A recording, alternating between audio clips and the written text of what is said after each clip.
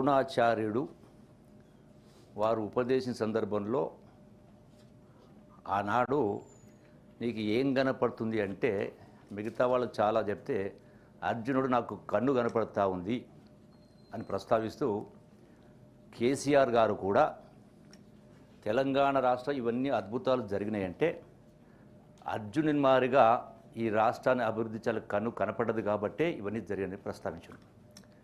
దానితో నేను ఏకీభవిస్తలేను. ఎందుకు అధ్యక్ష? ఒకటి దయచేసి, ఎందుకంటే మీరు మాట్లాడినప్పుడు మేము సావధానంగా విన్నాం.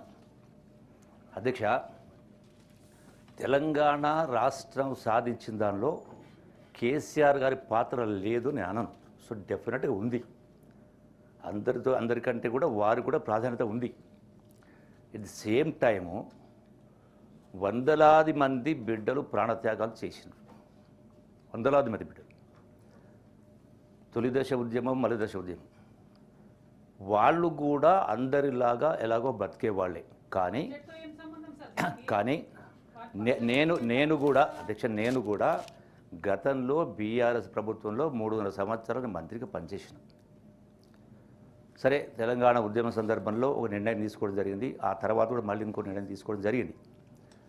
ఎందుకని అంటే మా చావులతోనైనా తెలంగాణ రావాలి, వచ్చిన తెలంగాణ పరిడవిల్లాలి, అన్ని రంగాల ప్రజలు సంతోషంగా ఉండాలి, పరిపాలన కూడా గొప్పగా ఉండాలి, భారతదేశానికే ఆదర్శంగా ఉండాలి అని ఒక దృఢ సంకల్పంతో వాళ్ళ ప్రాణాలని అర్పించారు. ఆ సందర్భంలో కేసీఆర్ ప్లీజ్ వారు మాట్లాడియండి. మీరెందుకు అబద్ధం చెప్తారు? వారు చెప్పనియండి. వారు మాట్లాడతారు. వాస్తవాలు ఎల్ఓపి గారు మాట్లాడతారు. సబ్జెక్టు రాలే, మాట్లాడియండి. బడ్జెట్ లో దుర్యోధనుడు మహాభారతం అంటున్నారు. మరి ప్లీజ్ మంత్రి గారు అంటే అధ్యక్ష, ఇప్పుడు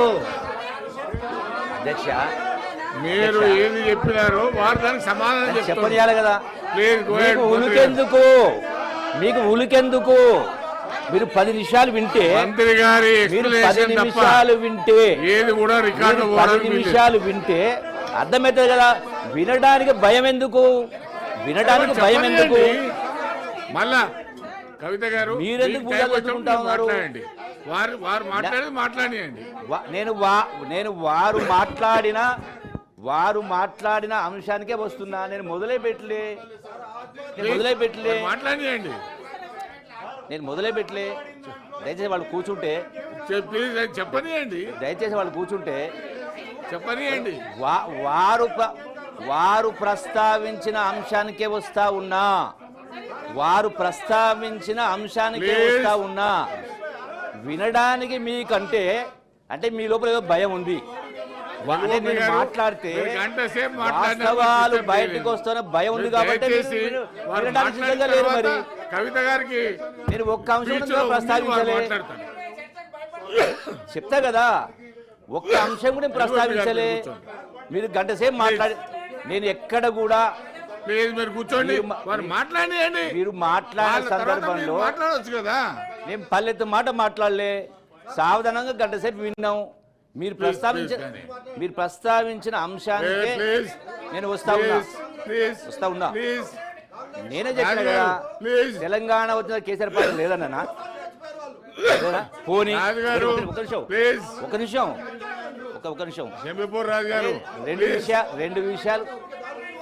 రెండు విషయాలు మళ్ళీ ప్రస్తావిస్తా ఉన్నా. అరే వినకపోతే ఎట్లా? మీరు నాకు అర్థం కాల. సబ్జెక్ట్కే మాట్లాడియండి. గవర్నమెంట్ మినిస్టర్ అరే కేసీఆర్ గారి పాత్ర ఉంది అనే తెలంగాణ వచ్చిందో ఏమీ చేయలేని అనలే. వారు కూడా చేసిండ్రు, ఏమీ చేయలేని అనలే కదా. మీకు ఉలికెందుకు? నేను వారు ఏమీ చేయలేదంటే బాధపడాలా? తెలంగాణ వచ్చిందో వారి భాగస్వామ్యం లేదంటే బాధపడాలా? నేను ముందరే చెప్పినా కదా. వాస్తవాలు మాట్లాడియండి. షంబీపూర్ రాజు గారు తెలుసయ్యా బాబు.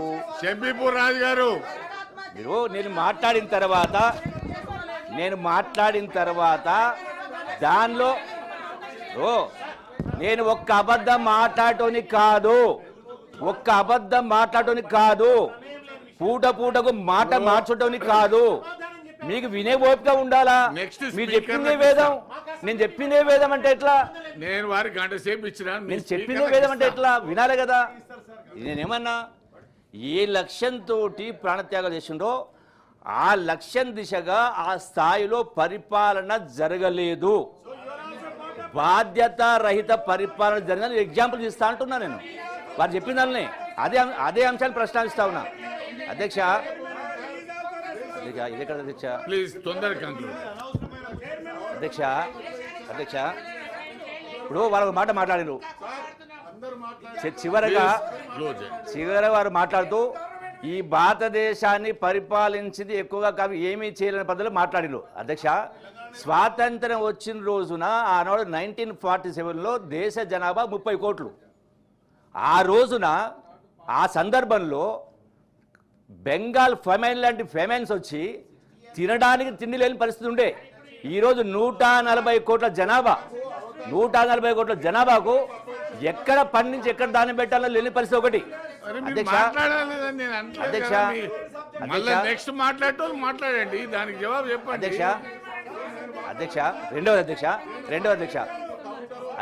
రెండవది ఒక్క నిమిషం, మీరు పెద్దలు గౌరవిస్తాం, వినండి, ఒక రెండు మాటలు వినండి. అధ్యక్ష, రాష్ట్రం తెచ్చుకున్నదే మన ప్రాంతానికి అన్యాయం జరిగింది కాబట్టే దశాబ్దాల పాటు మన రాష్ట్రం తెచ్చుకుంటే బాగుపడింది తెచ్చుకోవడం జరిగింది. అధ్యక్ష, ఇందులో మన రాష్ట్రం వచ్చిన సందర్భంలో తెలంగాణ ధనిక రాష్ట్రం.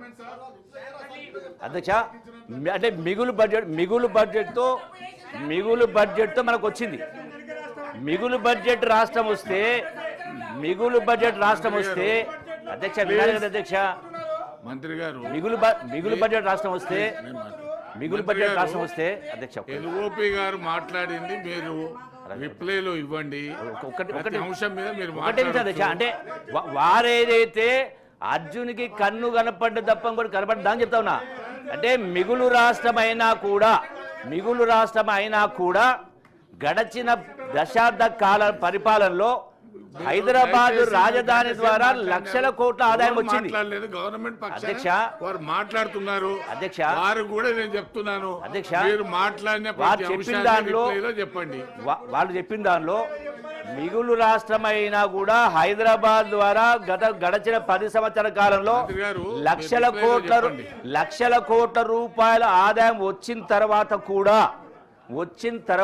కూడా ఈనాడు 8 లక్షల కోట్ల అప్పుతో పాటుగా నెలకు 6,000 కోట్ల వడ్డీ కట్టాల్సి వస్తూ ఉంది. ఇలా అధ్యక్ష ప్రాజెక్టులు కట్టిన ప్రాజెక్టు కట్టలేరులే, ప్రాజెక్టులు ఎంత అయింది, ఎందుకు కారణము, ఎవరి కారణము? చిత్తశుద్ధి నిజాయితీ లేక, చిత్తశుద్ధి నిజాయితీ పరిపాలన జరగలేదు, అంకిత భావంతో పనిచేయలేదు, బాధ్యత రహిత పరిపాలన జరిగింది. వారు చెప్పిన ప్రతి అంశానికి కూడా జవాబు ఉంది అధ్యక్ష, జవాబు ఉంది. గొప్పలు చెప్పుకుంటే సరిపోదు అధ్యక్ష, గొప్పలు చెప్పుకుంటే సరిపోదు. వాస్తవాలు ఒకటి ఉంటే దాన్ని ఇంకొక మాట్లాడితే ఎట్లా? ప్లీజ్ అధ్యక్ష ఇంకోటి ఇలా విద్య, అదే ఒక ఎగ్జాంపుల్ చెప్తా అధ్యక్ష, ఒకటే నిమిషం. వాళ్ళు విద్య గురించి మాట్లాడినారు, గొప్పగా వినండి మాట్లాడతా, గొప్పగా గురుకులాలు పెట్టిన మాట్లాడినారు. 10 సంవత్సరాల పరిపాలనలో ఇంతమంది ఇలా గురుకులాలు మొత్తం కలిపితే 4 లక్షల మంది విద్యార్థులు మాత్రమే. మొత్తం తెలంగాణ రాష్ట్రంలో 1వ తరగతి నుంచి 10వ 60 లక్షల మంది ఉన్నారు. ఆనాడు కేసీఆర్ ముఖ్యమంత్రి ఉన్నప్పుడు నేను చెప్పిన ఆ సభలో, కలెక్టర్ కాన్ఫరెన్స్ లో, ఇట్లా కాదు గ్రామంలో ప్రతి గ్రామంలో ఉన్నటువంటి పిల్లల్ని పొద్దున్న 7 గంటల నుంచి రప్పించి 7 గంటలు రీడ్ చేస్తే ఇదే డబ్బు ప్రతి ఒక్కరికి కూడా ఇవాళ అందరూ అప్రపాలు అవుతా ఉన్నారు.